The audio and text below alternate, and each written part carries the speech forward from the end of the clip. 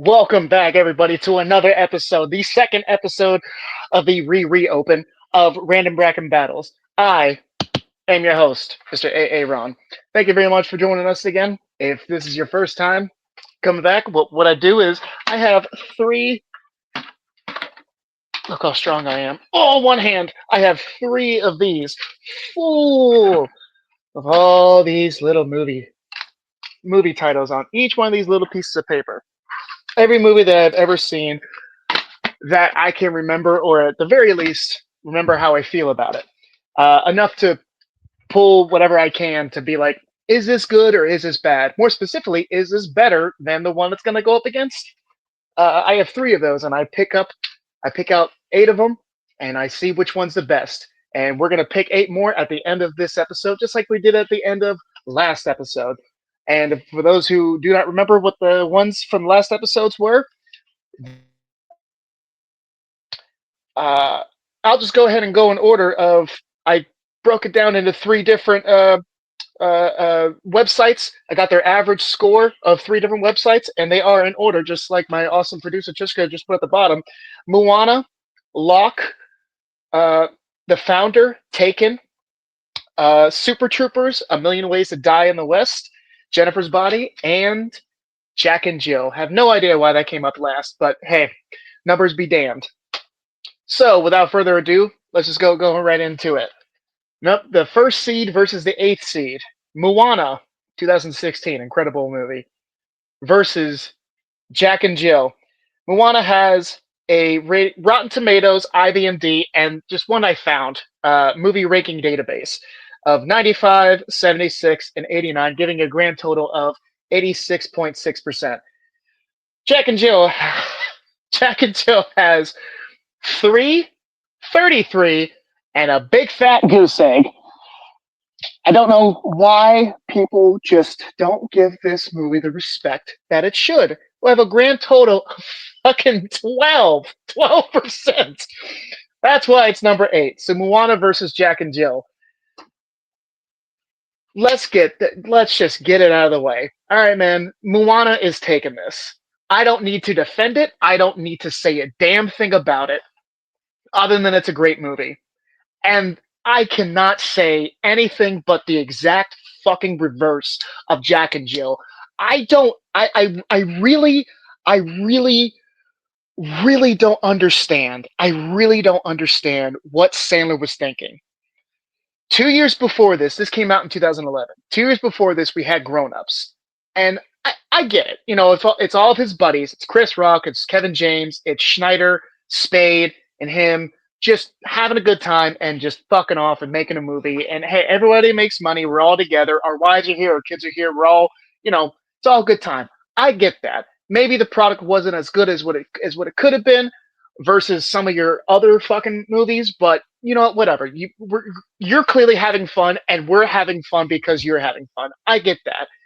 But how in the fuck do you drop the ball on this? I'm glad you asked, Aaron, because it is your twin just gonna play the twin fucking sister. I get it. Twin sister. Maybe the comedy is there, but you've at least been in movies, dude. You know what the dailies are gonna look like. Did you just look at them and went, "Fuck it, good enough"? Did you pull a Clint Eastwood and said, "You know what? Just one take, fine, two, waste everyone else's time. That's what we're gonna take." Go ahead. Go ahead. Send it. This is what the people want. I think the biggest disappointment about this movie is that they made Al Pacino look bad. I I didn't know that those words in that order could be a sentence, but damn it, it is. I, even Johnny Depp is in this movie, playing himself, just like Al is playing himself too. At the very least, at the end of the movie, when Pacino is having that, I think he's promoting something for Dunkin' Donuts. I think it's called the Al Pacino Cup or whatever. He looks at the footage. He turns to, I think, Sandler's character, Jack, and goes, "Everything that is supposed to be said about this movie, which is Nobody should see this. Don't ever show anybody this. This needs to be burned right now. Which begs the question, is Adam Sandler the biggest troll ever? Bigger than Andy Kaufman? Did he have an hour-long joke, an hour and a half shitty setup, terrible movie for one punchline? I don't know. It's very interesting to think about. Fuck this movie in half. This movie can go fuck its mother right in the ear, in the nose, in any hole that you can imagine, and all 11 of your holes. Some people are counting, other people are just laughing. Either way, we can all agree, fuck this movie. God damn it, I hate this. I remember I was on a date with a girl who was married. I didn't know. She was so clever because she just put the ring on this finger. It was like, yeah, I'm single. Ooh, rookie move. And we went to go see this, and I had to pay. And that's why I remember. I'll never forget her for making me pay to this movie. I wonder if she's dead now. Anyways, Moana moves on. Jack and Jill can die in the hill, die in a ditch. Oh, God. You took a great nursery rhyme. Okay, not great. It was great. You took an okay nursery rhyme and you made it into just a debauchery, man. And it didn't stop there. I think that's why this movie really sucks, because that was the beginning. Say what you will about Grown Ups. It was okay. Grown Ups 2 is way worse, which proves my point of after Jack and Jill, that is when the run of Sandler's shitty movies, like I Just Don't Give a Fuck, comes out. Blended with Drew Barrymore, Grown Ups 2, Hubby Halloween, The Ridiculous Six, all these movies are just dog shit. But when he tries, like Uncut Gems or The Hustle, it is fantastic. I don't get why he just does these shitty movies. Happy Gilmore 2, it hasn't stopped yet. Jack and Jill was 2011. It was 15 years ago, and this cocksucker is still giving us shit movies. You're great, man. I know you're watching, Adam. You're great. You're fantastic. You're beautiful. You're so beautiful. I just want to make you feel like a real woman. But you slap me in the face and then you say, what's next for dinner? Fuck you. Moana moves on. So, Moana. Next one is going to be Locke versus Jennifer's Body. Locke has again, Rotten Tomatoes, IMDb, movie ranking database, 91%, 71%, 79%, giving a grand total of 80.3. And Jennifer's Body, 47%, 56%, and 30, giving a grand total of 44.3. That's why it comes out in number 7. I know which one's winning, because the first time I watched this film, I was blown away. Locke is, for any one of those who is a movie fan who does not know the production team of A24, I'm sure anybody who loves movies at least has heard of a movie, at the very least has seen a movie from this fantastic production. Locke was either their 6th or 7th movie that came out, I think, like festivals on that in 2013, but then was released wide in 2014. All this movie is. Again, I don't even think I have to defend this one, man. Let's go ahead and just talk about Jennifer's Body. It might not, who knows? It might not win. But let's go ahead and just get Jennifer's Body out of the way, because clearly it is the lower one. So let's just go ahead and give the numbers respect and just talk about the lower number one. Jennifer's Body, on paper, if someone would describe it to you, you kind of be like, well, as an average score of 4.3 given of 3 different websites, I can understand why it has that score. I rewatched this. It ain't as bad as what people might remember it being. I would highly give this another watch, especially during the Halloween season. This is a really, really fun movie. It is a horror comedy. I think it is slightly more comedy than it is horror, especially because it's so tongue-in-cheek. on everything. The fact that this girl played, we all know she's hot. I think this is her best role. She played wonderfully by Megan Fox. Of she has to eat people, maybe even take their soul, which really isn't in the description of the movie, but definitely eat people, eat human flesh, so she can stay young, so she can stay uh, relevant, so she can stay gorgeous herself, so she can keep her beauty, which really is an interesting concept when you really dissect it. Of I have to consume others' youth, others' just life force, whatever, however you want to say it, so then I can look beautiful. I mean, you could really dissect that as many times in today's world of just I have to bring you down to make myself look better. I mean, right there, that's a pretty good pitch if you want to bring a horror comedy or just comedy into any storyline. Um, Somehow Amanda Seyfried plays the. It's hard to tell which one plays the lead. For for sure, the good guy is Amanda Seyfried.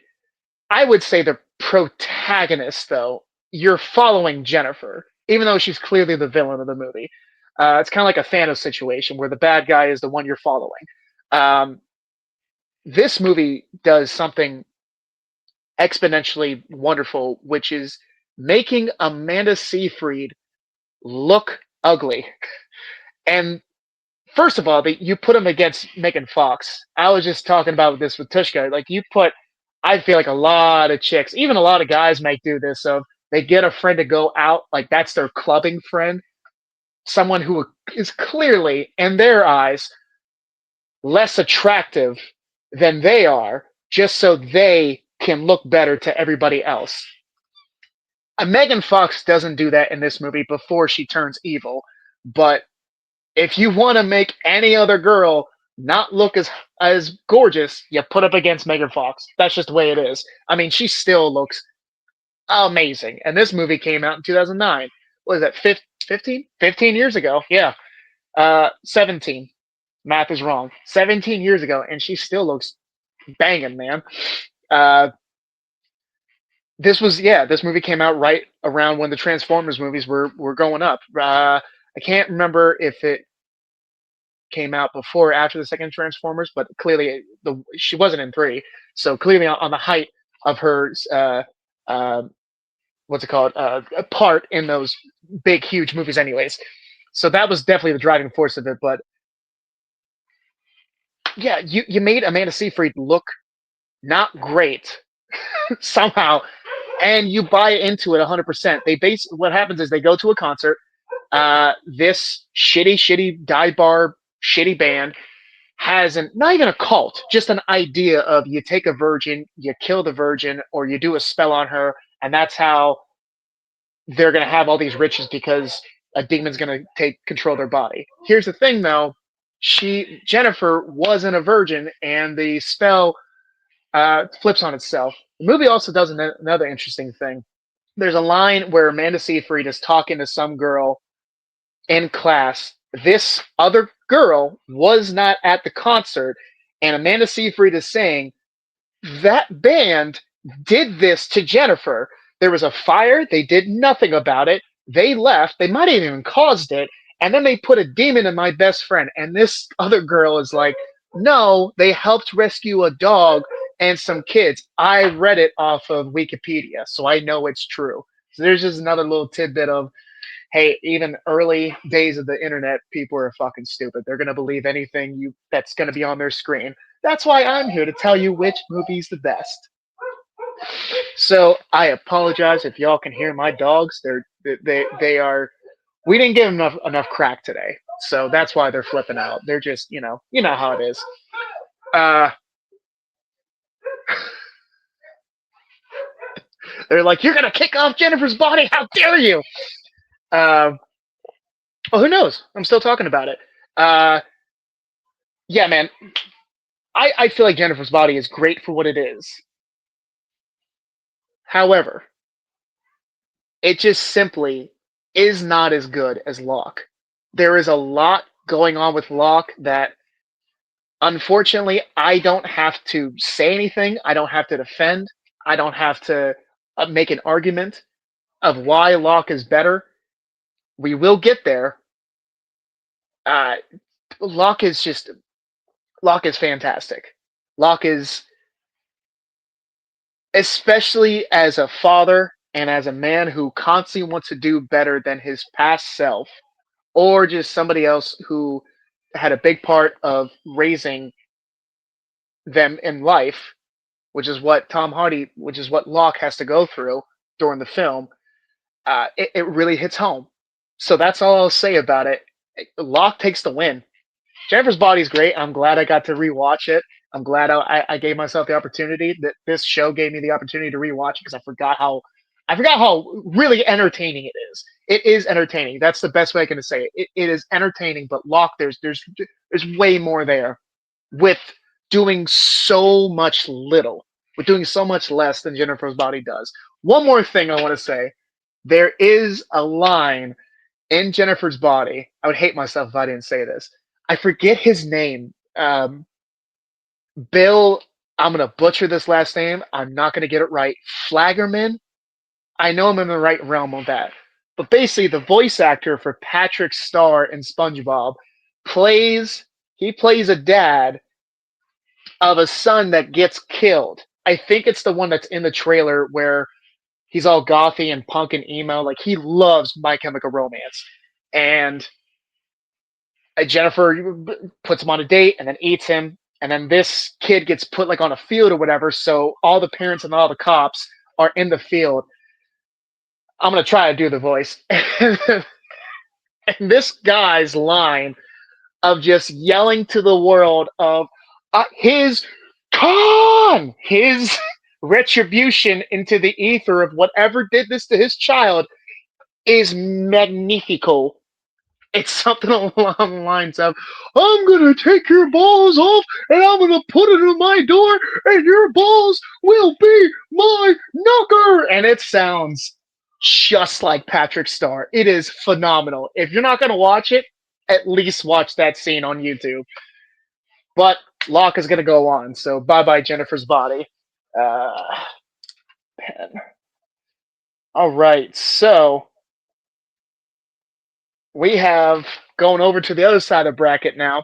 We have the founder and Seth MacFarlane's directed and star in A Million Ways to Die in the West. The founder has a average of 80%, 72%, and 68, giving an average of 73.3. A Million Ways to Die in the West, 33%, okay, 61 and 57, average of 50.3. I don't hate that number because it is a decent comedy. Look at that. Liam Neeson finding its way 2 weeks in a row in my list. Actually, is going to have two movies on my second list. That's pretty awesome. Who doesn't love Liam Neeson? Uh, man, this, I actually don't have an answer for this. So let's just go ahead and start with the format. Million Ways, let's go with the lower number and then work our way up. Million Ways to Die in the West, it is a comedy. Uh, it is one of the movies that came out after Ted. Obviously, they came out after Family Guy and American Dad. I mean, we people my generation know, and a lot of people really admire Family Guy. Is it the best animated TV show? Well, I mean, with something like a juggernaut like The Simpsons and something like South Park that also my generation grew up with, and now you have shows like Rick and Morty and all these other incredible TV shows out there. Is it the best? Hey, to each their own. But we always hear Peter Griffin's laugh, and that's what I love about Seth MacFarlane. And anytime you translate that into film, uh, he does an okay job. I'm just gonna be real. Ted's good. Ted 2 was it was the same thing but lesser than. And A Million Ways to Die in the West, it's pretty much the same. You're having fun. You're having the Family Guy kind of repertoire of jokes of this is going on. Here's a little bit of a joke, kind of a sidestep, but we're still gonna laugh. It's not deep or anything. It does have some good kills and it does have some good jokes in there and whatnot. It's not meaningful. It's not deep. It, it's fine. It's fine for what it is. Liam Neeson plays the heavy, does not get rid of his Irish accent, which because of this, because it does take place in the Wild West, it totally makes sense. Charlize Theron plays his wife, who ends up uh, befriending and then having feelings for Seth MacFarlane's character towards the end. I remember that there's a little bit of because back in the day, it took so long for a camera to take a picture. Like you have to stand there. That's why no one smiles. You have to stand there for I don't know a minute, maybe even 20. I don't know what the right number is, but you're not going to hold a smile for at least a minute. But I remember that there's like a little subplot that they Charlize Theron has heard of a tale that there is one picture of a guy that held not just a smirk, a giant smile for however long it took. And it's out there somewhere, and god damn it, they find it. And that's a really cute thing. And it's, again, it's okay. It's, you get all your, Seth MacFarlane cast, you get Giovanni Ribisi, you get Alex Bourdain, you get Amanda Seyfried, and this one too. You get a little thing from Neil Patrick Harris having a beautiful mustache, and that's what he does. He has a mustache and everything, and except the foreign characters can't grow a mustache. So that's a pretty funny like little subplot too. So I'm gonna say it again. It's fine. It's okay. The Founder, very very interesting movie here. This came out in 2016, right after. So check it out. 2014, you had Birdman that Keaton just crushed in. That wins. He's not only nominated for Best Actor, that wins Best Picture. Very next year, 2015, he's in Spotlight. I don't think he was nominated. I feel like he should have been. But then that picture not only is nominated, but wins Best Picture. Very next year, 2016, The Founder.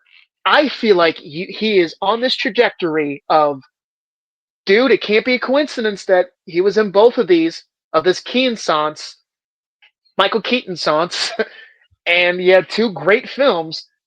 Maybe that was enough to get the floodgates in of like, we gotta watch The Founders. So automatically, great presentation of just casting him as son of a bitch, but basically the cocksucker who stole the ideas to make McDonald's what it is. Now we all fucking love McDonald's. Who doesn't love McDonald's? You know why I love McDonald's? It's because I remember back in the day they had a commercial that said our chicken nuggets. Check this out, are now made with 100% meat. And it took me a legal 3 years for the question to pop in my head of, then what the fuck was it made out of? And when I had that question, you know what I was doing? Driving over to McDonald's to get myself a Big Mac, and I didn't even deter away from myself to go get some shitty Taco Bell or some shitty Arby's or some shitty Burger King. I kept going to get that shitty McDonald's because it is perfect. It is beautiful. It is what it is. Fuck you, fat people, and fuck you, skinny people that say we need to have healthier choices. You know what you're doing. What do you want? Vegan cigarettes next? Shut the fuck up. We all know as soon as you take a bite of a hamburger at McDonald's, you're basically saying, fuck my 70s. Give and take. You're not going to live forever, so you might as well enjoy it with a goddamn delicious burger in your fucking face hole. Anyways, so this follows the story of, god damn it, Ron something, who's a salesman. At the beginning of the movie, he's trying to say he has a shitty sale of, which is how you open the movie. You think he's talking to somebody, and it's that fake out of actually he's talking to a mirror.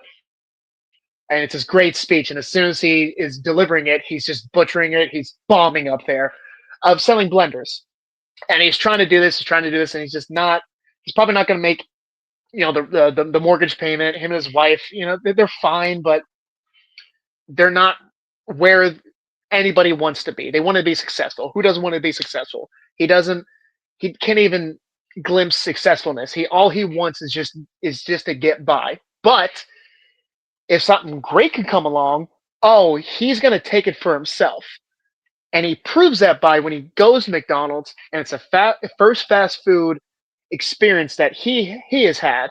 because back then all you had to was drive-throughs, just like Sonic. You pull up, you get the little fucking cart in the door, you eat it car, and then you fuck off. It's a restaurant, but it's in your car, and it was a great place for teenagers to hang out with and all that. Here comes this fast food. Here comes these two brothers who not only orchestrated but brought it down to a science of how do you make this the quickest possible way for people to order, get the burger, and then enjoy it almost immediately. And I love the fact that they showed us that they were in a parking lot, like maybe it was a parking lot. They were writing down with chalk, and the brothers are just, nope, you go here, and oh, we finally got it figured out. Because the first time it was just, oh no, the mustard guy is bumping heads with the ketchup guy, that's not going to work. And when this guy brings the fries over, oh, it's going to be debauchery. They finally got it down, and Ron sees this and goes, I'm going to take it. And I love the line at the end where Ron Livingston is asking one of the brothers. He plays one of the brothers is asking him, um, why did you do it? And Keaton brings this awesome line of, it was when I first went there. Not even you don't know why I took it. Not even you don't know why it's amazing. It's not the burgers. It's not the efficiency. It's the name, McDonald's. It's the closest thing you can get to America without saying America. It rolls right out the tongue, and especially now, and especially when he's saying this part of the film of what McDonald's has come to be, you know what it is. It's iconic as fuck, and everyone loves it.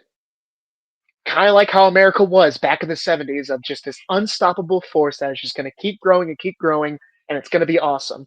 And god damn it, I salute you just like I salute the flag. It's a fun movie too, man. It's one of those biographic biopics that that's not so depressing, and like not so, those biopics that it's following a person or a situation, and then they have to really Hollywood the shit out of it.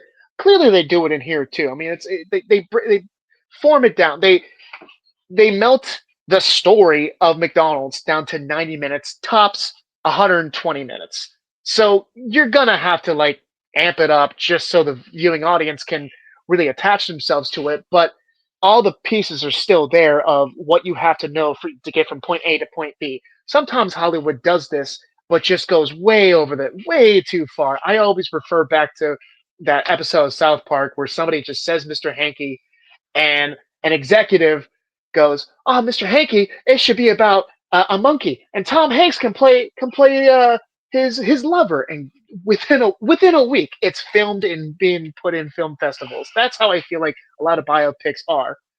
Just it's just the surface of it. It's not. You're focusing on the wrong parts. Don't just dramatize it for me. Tell a story. Tell me, don't force me what I should have to feel. Tell me what happened. And I feel like The Founder did that amazingly. Was it the best biopic I ever saw? No. Is it the best movie Michael Keaton is in? Fuck no. But god damn it, is it good. Founder's taking this, guys. Founder's definitely taking this. There's definitely a trend. The higher score of each bracket is definitely taking it. So we'll see if Moana really takes it, because it is number one. But yeah, A Million Ways to Die in the West, I'll say it one more time. It's fine. If it's on, I might pay attention to it. I'm gonna laugh at a few jokes, but Founder, yeah, I'm gonna put down my phone to at least watch a scene or two. So that's more I can say about The Million Ways to Die in the West. So Founder's gonna go on. And round, the last match in round one is once again Liam Neeson in Taken. I rewatched it for this. It was fun. Versus Supertroopers. It's funny how each battle that I'm going in this first round is getting harder and harder. And I think I'm going to continue doing it of getting the rankings and then putting number one seed versus number 8, because battle 3 and 4, Founder, A Million Ways to Die, and now Taken and Supertroopers, it is just getting harder and harder. because if y'all were here last week listening to this jackass talk, you remember me saying that 2000s comedy is some of the best movies in my filmography memory. It's just they're my movies. I wish I could own every single copy of every single movie so no one else can watch it. You know that feeling? Like they belong to me, no one else. Only I get them. Taken had a average score of 60, 77%, and 72%. Okay, I don't know how. Getting a grand total of 69.6, and Super Troopers has 37, 70, and 67%. So Rotten Tomatoes really didn't like him, with a grand total of a perfect 58%. Uh, wow, that means I have to talk about Super Troopers first. Endlessly quotable. Endlessly quotable. One of the best lines in there. I know when a cop has pulled somebody over, especially when they have their trooper's hat on. I think of at least one line from it. How many times I go to a restaurant or a fast food place and I say, when they say, "What do you want to drink?" Liter of cola. What? Liter of cola. And then when they see me and they know, with a smile, without a smile, it's very rare, but when they respond with, "Will you just order a large farva?" And man, they just threw the perfect heater for me to just knock it out of the park. I don't want a large farva. I want a goddamn liter of cola. Brilliant, dude. Yeah, man, this movie is so much fucking fun. Brian Cox, right around the Brian Cox for me was just killing it. I mean, he has since Manhunter, and I think even before that. Manhunter was 86. Super Troopers came out in 2000, 2001. 2003 hits. He is now playing William Stryker in the second X-Men movie. This is just around the time where he is just fucking crushing it. Plus, he's in one of my favorite horror movie of all time. It's between one or two. Uh, but if you know the movie I'm talking about, it's great. Uh, Yeah, the club, the Broken Lizard Gang. This was definitely their first one. Am not the minority to say that this is their best one too. Club Dread, Super Troopers 2, which I liked. A lot of people didn't. Beer Fest. I think a lot of people. Slam and Salmon. I think a lot of people would say Super Troopers is for sure their best one, and that is really saying something because the films that came out with Broken Lizard are not bad films. They're just not as good as Super Troopers. Like you uh, Bela Lugosi'd yourself. You play Dracula so good that no matter what you're in, I don't give a shit how good it is. All I'm gonna see and all I'm gonna think about is that performance. All I see from these guys, I just want you to dress up as cops and make me laugh. And then when you did that, yeah, it made me laugh, but all I'm thinking is, fuck, man, I just want to go home and watch Super Troopers. I don't want to see this one. I just want to see the first one, man. It is so damn good. It is so damn entertaining. It is one of the best 2000s comedies out there. I would love to do a list of best 2000 comedies. It's gotta be at least in the honorable mention. It's gotta be between 11 and 15 at the least. Because it is a cop movie. There are twists. There is a mystery. There is dirty cops involved. You have all the elements of even when like big dramas of whether it be TV shows or a movie of police thrillers. All that is in here, just filtered through a comedy lens. It's all in here, dude. It just instead of just making you on the edge of your seat, you're just still on the edge of your seat, but you're also holding your sides and your stomach, just laughing so hard. I can't stop smiling, man. It's so much fucking fun. Taken. Now I rewatched this because cause we all know Taken. We all know the lines. We all know all that. But damn it, man, it is a great movie. It is a great 2000s action movie. And however big you want to make that box, however big you want that power to expand, it reaches all four corners.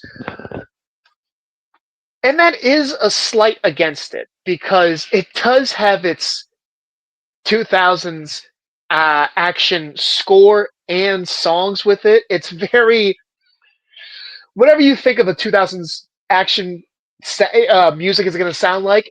It's in here. There's nothing different. There's absolutely nothing different, and there is because it is Liam Neeson, especially in 2 and 3. There is a bit of film magic when it comes to the editing, where it's not shaky cam. There's just so many different cuts, so it looks like Liam Neeson is really fucking these guys up, and he's doing a great job. But when he has to just quickly move this arm from here to here, oh, that's an edit because he's fucking old. You don't want your main actor to, break a fucking hip because he couldn't move his pinky too fast. But I mean, there's a lot that I saw in this. One, and this might be the biggest ding for it. The daughter, if you remember, the daughter wants to go to Paris, so her friend Amanda, they're gonna go over to Amanda's cousin's house. So just to like go over to the beach and just enjoy Paris. But really what they're doing, they're touring, they're going to follow a tour of a band throughout Europe. Does anybody remember what band it was in 2008? Because it wasn't My Chemical, it wasn't Bullet, it wasn't Five Finger. Of course, I can't really see two teenage girls loving Five Finger Death Punch.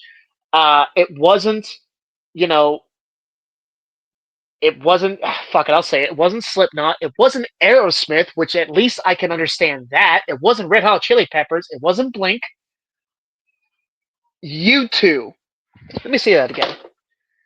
U2. Amanda died by a heroin overdose for fucking U2? Really? Really? You're gonna lie to your fucking father. You're gonna go on this trip just to tour around for Are they that fucking good? No, they're not. They're not. It, I wrote that down for U2. Exclamation! Exclamation! Question mark! Question mark! Oh God, man, that is the biggest ding of the movie. Is that I can't get behind that. Once I see that, I'm out of the movie for just a little bit until you get the amazing speech that Liam Neeson delivers at the end of you know Kimmy is on one side of the apartment. She sees Amanda getting taken. She tells her dad, oh, "This is what's happening," and he just goes right into it. He gets his recording device. He plugs in this to the phone so he can record everything, and everything's on speakerphone and everything. And he says, "At this point, okay, this is going to be the hard part. They're going to take you." And you see it in his face.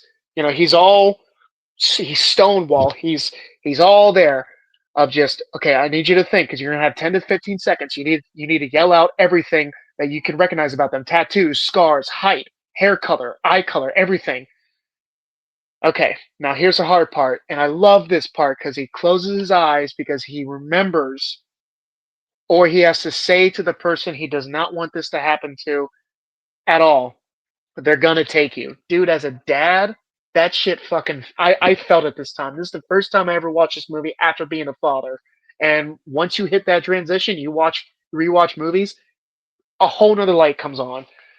Um, when he says that iconic line, when he's talking to the guy who says "Good luck," the lighting and the cinematography of his apartment is spectacular. It's all dark. It's all mysterious. It's all very spooky. Perfectly, perfectly mirrors Liam Neeson's character, Brian's character. He's dark, he's mysterious, and he is a little spooky because he can do some shit that no one ever thinks that he's gonna do it for. I mean, Kevin Spacey said it great. What's the greatest trick the devil ever pulled? Is convincing everybody that he didn't exist. How would you ever think that this guy can do XYZ? That's what makes badass the most badass. It's not the guy at the bar, drunk or not, throwing up his hands, talking as loud as he can of like, oh, we're gonna fight, I'm gonna beat your ass. It's the guy who maybe already did it mentally, or the one who's gonna walk up to you and whisper, or we can just take this outside. It's those guys. And Brian is definitely the latter of the quiet ones, the stealthy ones, the ones that you have no chance even before it began. Uh, I liked how the stepdad is just so unintentionally a dick, but I also like it that Brian doesn't take it to heart because it's very easy. I'll never forget my dad telling me when Angel and I were like not having problems, but I just brought up the fact of like, hey, what if I ever left Angel? Dad, what would you think about that? He's like, son, you got two kids. If that were to ever happen, and knock on wood, it's not at least today. If it ever were to happen, you got to think you have two kids. You do not want another man, not just someone else. You do not want another man raising your children. And the older I get, the more I think about that. Absolutely. And I'm sure that not only every father, but Brian knows what that feeling is like. That's his little baby girl. That's not only just baby girl, that's his only kid that Brian has. Um, and he has no. I'm sure he's not a fan of the stepfather because he's rich and shit. But at least he knows. Okay, Kimmy's gonna get taken care of. She might be a spoiled a little bit, but as long as she is spoiled, that even if I didn't do it, fine. I mean, he gives great gifts. He got a shitty little karaoke machine, but the stepdad got her a fucking pony. So for a 17-year-old, yeah, what's gonna win? uh, this movie also gave Liam Neeson a resurgence. I don't think people gave, not that he wasn't getting respect, not that he wasn't getting roles. I think this movie transitioned him into just a new light. And this movie, this is how he got nonstop. Walk Among the Tombstones, Taken 2, Taken 3.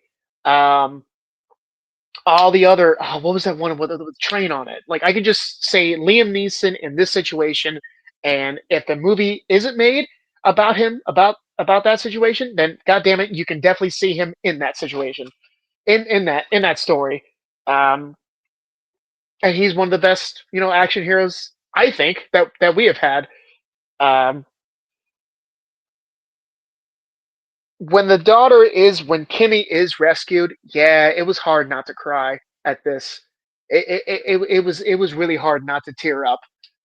It's again very 2000s actiony.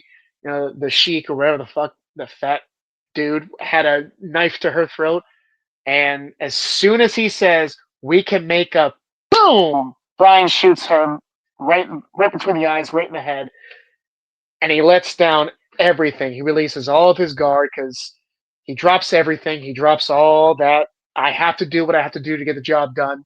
Guess what? The job's done. You see him release all that, and I have my daughter again. And her very, I want to say this correctly, youthful joy that she has. Just watch Kimmy run. Just run.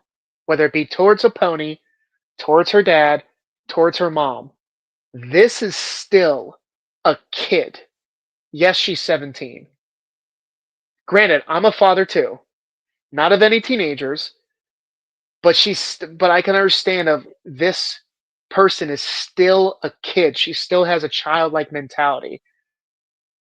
And definitely in today's age, well, I mean, with the Epstein shit and the Catholic Church and all that, and just the world being the fuck of the way it is disgusting to think that kids, kids, and this was 17 years old, kid, that innocence can just be ripped apart for what? For money.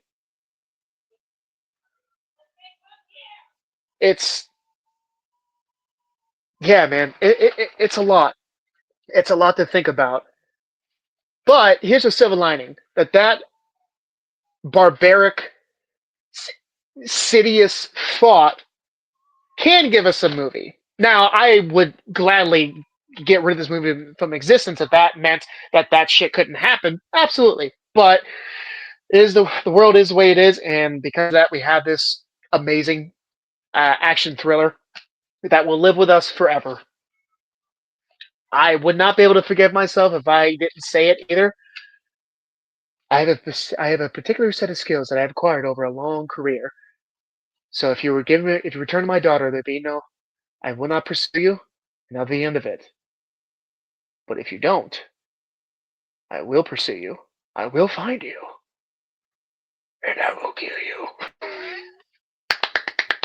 Great line. So much fucking fun, man. Uh, Also, right before he's in that speech, right before he says, "And I will kill you," watch it.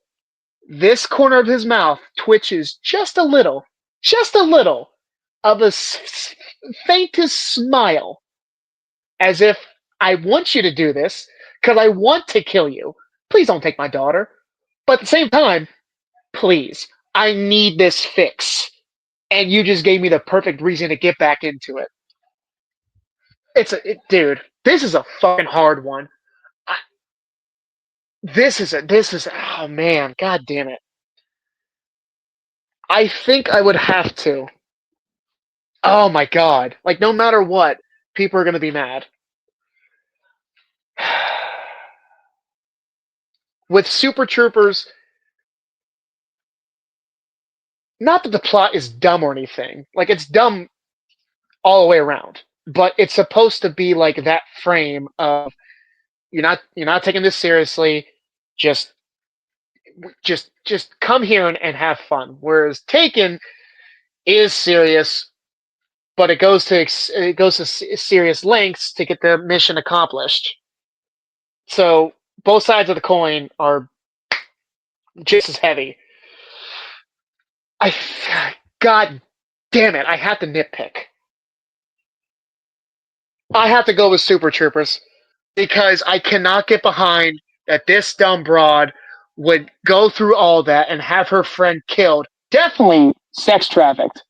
Like, she was already in the system, but she died of a heroin overdose. So wherever the fuck they gave her, Amanda's fucking dead. Over you two, I can't. Dude, I can't.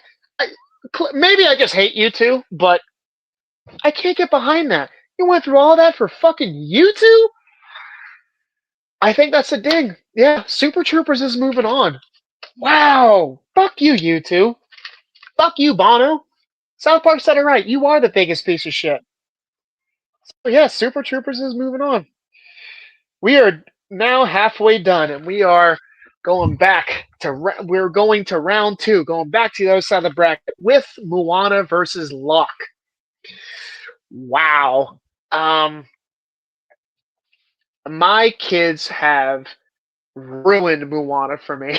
I liked it, and then it was just on repeat, on repeat, on repeat, on repeat. Not done yet. On repeat, to where, oh man, I kind of hate it now. I'm not saying that it should lose. No, no. For that reason, it's just when they started watching Aladdin, Lion King, and Hercules again and again and again, I'm just like, nope. I'm gonna excuse myself and go. I don't know, literally do anything around the house because those movies they're not gonna ruin for me. Uh, but hey, they like it. They like what they like, and um, Moana's great. Moana's a great story. There's a great thing in the oh, what's it called when Moana is trying to go to the sea and she's just trying to find herself. The basically like the song of the movie.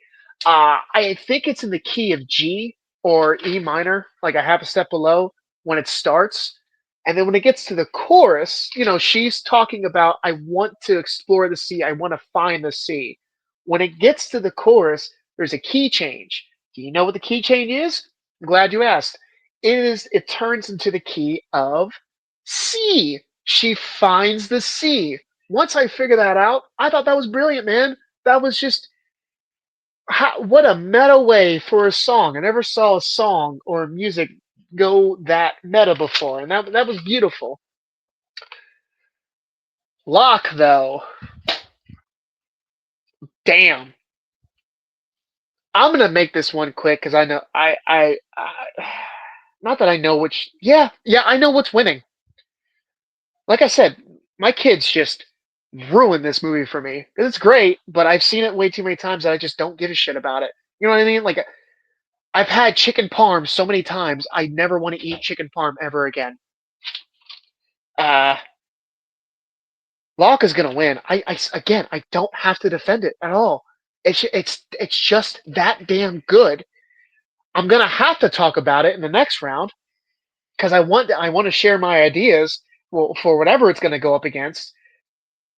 Plus, we're an hour in almost, and I gotta get this ball a rolling, or close to an hour, and I gotta get this ball a rolling. So let's just, yeah. I gotta say one nice thing about Moana. The music is great. Dwayne Johnson does a great job. His song, "What Can I Say But You're Welcome." It is fun. It is definitely one of the cuter ones that Disney has done because in what the past since Moana, they have been doing a great job. Probably Encanto, you could say is just as good, but other than that, what else do you have? Wish? No. Uh, I can't really remember what else Disney has just put out recently, whether it be live action or animated, but really hasn't been as good. Even Moana 2 didn't really get that great of a of a rating. So Disney's gonna do what they know best is take their best shit and just make it live action. Oh, Frozen 2. I would say Frozen 2. But then again, Frozen 2 was great. I think it's better than the first one. But still that you're drawing from an original IP that came before Moana and just kind of using that trajectory to push yourself forward for that success. So I wouldn't even say that counts of a movie that came out from Disney after Moana of 2016. Uh, yeah, I'm gonna make this quick. Moana's out. Locke is going on. So we're gonna write down Locke and cross off Moana. Moana's great. It's not Locke. So on the other side, we have Super Troopers versus the Founder. I think this one is just another layup. Founder's great. It ain't goddamn Super Troopers. I know I was very close with Taken and Super Troopers. This Taken is very, very good. It's very good at what it does, but so is Super Troopers. Super Troopers is nothing but fun. It is the best fun. It doesn't make you think. It doesn't force you to sit down and analyze every little thing. Neither does the Founder. Founder has a it uses its lube and it uses its lube very well to get you nice and set of this is a story, take it in, enjoy it. And it does it wonderfully. Even that scene with BJ, I think his last name is Novak. Uh, he played the intern on The Office. Uh, gives him he says that one deal of you're trying to make all these restaurants better and trying to make money off of it. Here's where you're messing up at. You're not in the management business, you're in the real estate business. Once you get across that, this franchise is going to skyrocket. And I love it how step after step, he just goes over or just doesn't even talk to the brothers that own the fucking company and just does whatever needs to be just does whatever needs to be accomplished so this franchise can just climb and be number one. I mean, ask anybody, dude. What's the best? Not your favorite. What is the best fast food restaurant? I really think a lot of people would say McDonald's. I know I would. Taco Bell's great. McDonald's, man. McDonald's has been there for me since the beginning, since the dawn of time. Uh, it's great, man. Super Troopers is so fucking. I want to put it on right now, dude. I want to watch it. I want to laugh right now. Fuck you, Founder. Super Troopers is moving on. I don't want a Big Mac. I want a goddamn liter of cola. So, wow. It's funny. When I pulled these names last week and I saw these two movies, I had an inkling. As long as they're not on the same side, I can see it being between Super Troopers and Locke. And god damn it, here we go. I've said what I've needed to say about Super Troopers. I think I gassed it out as much as I can get. Because really nothing to say other than just repeat the lines that we have all said again and again and again. God damn it, I'm so sorry. Thank you, dogs. Hey, this is what happens. You start you start great ideas in small rooms. Um, for those of you who haven't seen, Locke is an amazing film that stars Tom Hardy and has other actors in it, but all they're doing is voice acting. Specifically, voice acting through the character of Locke is calling on the phone via Bluetooth so everyone can hear it, so the audience can hear it. So it's an easy way for the audience to hear it while he's in his car. The movie is around 90 minutes, and it takes place in real time. Of Locke is here somewhere in England, I think London, and he has to go from here to here, and that trip takes 90 minutes. By the way, and I should have said this in the beginning, I'm gonna spoil that. I'm gonna spoil this. I'm gonna spoil every movie. Should have said that in the beginning. Uh, it takes 90 minutes to get there, and the reason he's going is because he had an affair with his wife, played wonderfully by Olivia Colman. He had an affair with his wife, and this other woman is pregnant, now in labor in a hospital that is 90 minutes away. Where he left at, where his home and his job is, he had a big project on that he needed to be there for. I forget exactly what it is, but it's definitely something to do with construction. It's like where he is a top dog foreman, not the head honcho, but he's not a general laborer. He's at the very least he's telling the general laborers you need to do X Y Z so this building can go up, or so this project can get done. He's the guy to ask and to go to for we need a plan. So that's his job, and he leaves, and he tells his boss, "I'm leaving." And when he calls him on the phone, the boss is like, "Okay, you're fired. Get someone else." And he's like, "Nope, I have this other guy on it. The other guy's on the phone too throughout this 90-minute trip. You need to do this, this, and this." And of course, shit goes wrong, and it's very interesting of how this project gets done. But again, that's not even the main story because you still have to talk to the wife of, hey, remember I went on a Christmas party or something? Well, this happened, and now she's pregnant. And not only that, honey, I love you, she's giving birth. So now the wife is really thinking about divorcing him. He is risking everything to do this. The most amazing part about this film is every now and then he'll look in the rearview mirror and he'll look at nobody in the back seat. But what he's picturing and what we are visualizing, there's nobody back there, but he's talking to his father. And the brilliant thing, just kind of like the Jaws, um, the Jaws project of you don't see the shark, so you put the shark in your head, and the scariest version of that's what the shark looks like. You don't see the dad, but the biggest piece of shit that you can think of, that's what he looks like. Locke does not respect his dad because apparently, and you'll find out through the movie, he does not. He didn't take care of him. He didn't. Probably abuse there. He never treated him like an equal. He didn't teach him to be a man. And he constantly just keeps saying in this mirror, "I'm better than you.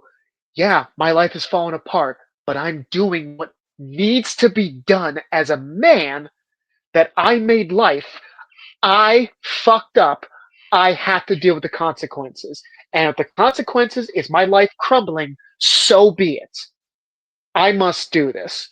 And y'all, as somebody in their 30s who constantly fucks up, constantly does not know what the right answer is, I make a decision and oops, that was the wrong one. Moving to PA, getting out of Syracuse and moving to PA, that was a fuck up. And I felt shitty about myself. I felt terrible, but we're back in New York, and I have a CDL license uh, that I brought with me from the depths of hell of fucking PA. There's always silver linings, and I love the message of you're gonna mess up, own up to it. Yeah, probably the wife is gonna leave you. Yeah, you might get fired. You don't know if this is a good decision or a bad decision. There's an old tale of this Native American tribe, and a wife goes up, not the wife, but a tribal man goes up to the chief and says, "Oh my God, one of our horses died. The best horse just died, and we're about to go on an expedition. We're about to go on a hunt. This is bad news." And the chief goes, "Maybe it might have been." "What do you mean it might have been?" "Well, maybe if it didn't die just right now, it could have died. It was the strongest horse. We would have put the most shit on it, most equipment on that horse. That horse died. Now all this equipment has to be um, separated into all the other horses who are already struggling and us. It was a good thing. Maybe it was a good thing that it died right now. Its life had come to an end. You don't. The point is, you don't know if a tragedy really is a tragedy. This movie really made me think about the phrase "turn a crisis into opportunity," which I always thought was just a cliche. I always thought was stop making us think this is a bad time. Stop trying to force me to think good. That is the point, to stay positive. That is the point of just constantly finding the silver lining. If we do not try to better ourselves, to constantly push ourselves, whether that may affect our family, our wives, our kids, our job, ourselves, our own morals, do it. We have to evolve, we have to be better, we have to strive for more. And this film says it all. And it's literally in his car. The last shot is him pulling up to the hospital. Seconds before he does that, he hears a crying newborn. I thoroughly recommend this film. This is one of the best A24 movies that they have ever put out. And like I said, I think it's number 6 or 7 that they have ever put out. It is the first one was Frank Coppola uh, with Charlie Sheen, A Glimpse Inside the Mind of Charles Swan III, Ginger and Rosa, Spring Breakers, fuck that movie. The Bling Ring, fuck that movie too. Um, Spectacular Now with Miles Teller, Under the Skin, that's right, and then Locke. Under the Skin and Locke are wow, wow. So it not even like the first 10 movies, something like Everything Everywhere All at Once, X, Midsommar, Hereditary, Civil War, all these incredible films. The Brutalist, and Locke is I think is better than all of them, and it's so simple. I remember someone said my favorite Alice in Chains song is um, Nutshell. I said why? Because it's simplicity. It's a lot with doing very little. That's what Locke is, and for that, along with many other reasons, Locke is today's winner. We did it. I love Supertroopers, man, but I love to think, I love to feel, and when a movie like Locke can do that, god damn it, it's so good. Oh man, that was fun. But now, here comes the fun part. What is going to be the next 8 films for next show? Ooh. First one is Knives Out.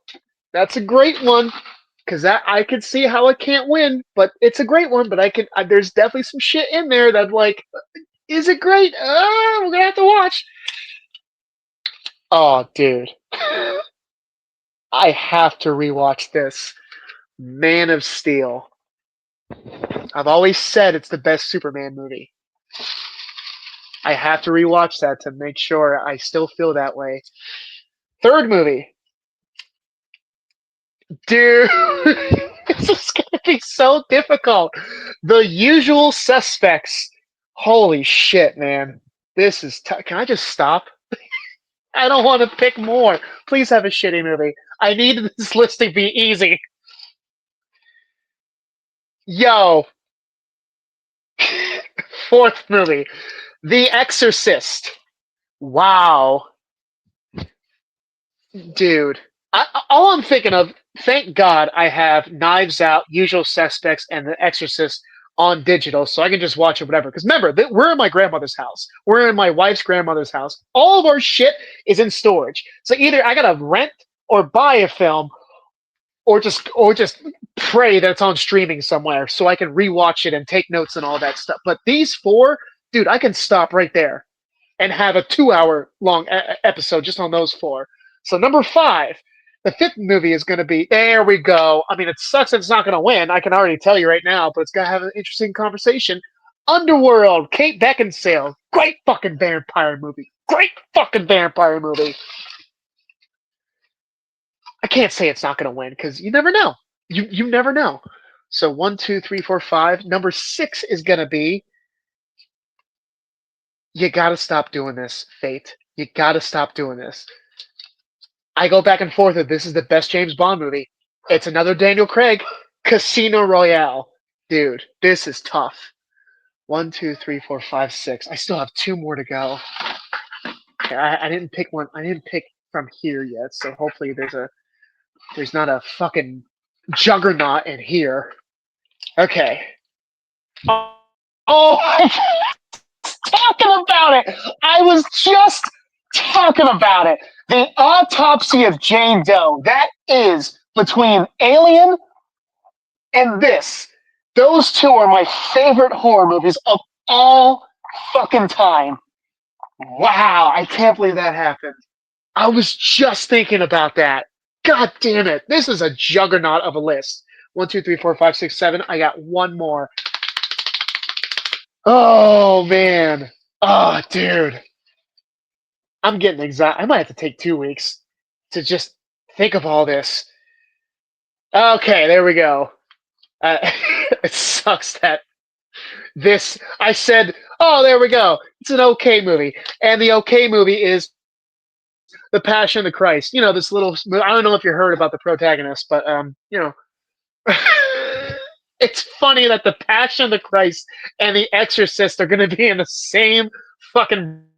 Oh man, I thought it was hard enough with Knives Out and Man of Steel, and so, all right, next week. Yep, Tushka already got it. Knives Out, Man of Steel, The Usual Suspects, The Exorcist, Underworld, 2003, Casino Royale. Excuse me, The Autopsy of Jane Doe, and The Passion of the Christ. That is what you have. That is what you guys have to look forward to for next week. If you guys want to, the first comment we see.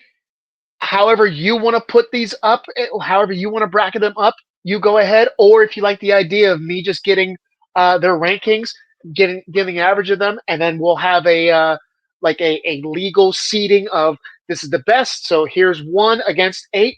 I am more than happy to do that because I kind of like that better because that just means when we go to 3 to 6 and 4 versus 5, the conversation is very interesting because it's these last 2 films are very close to each other, scoring ranking wise. So it's going to make some interesting conversations. But I mean, honestly, any movie against any other movie is a conversation to have. So please put your comments down below, and I really cannot wait for this next one. This is going to be interesting.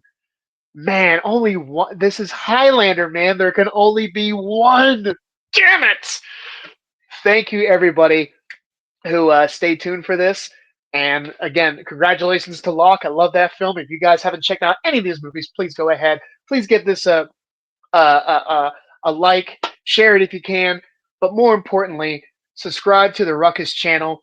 If you have a buck, if you have a couple of bucks to send them some money every month to be a part of the Patreon, be a part of the awesome Discord. We have a wonderful, honestly, family. They're some of my best friends I've ever had. They're just a great group of people. I consider them family. They're awesome.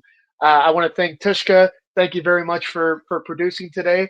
And then we'll see you next time with these movies. We'll see you later. Have a nice one.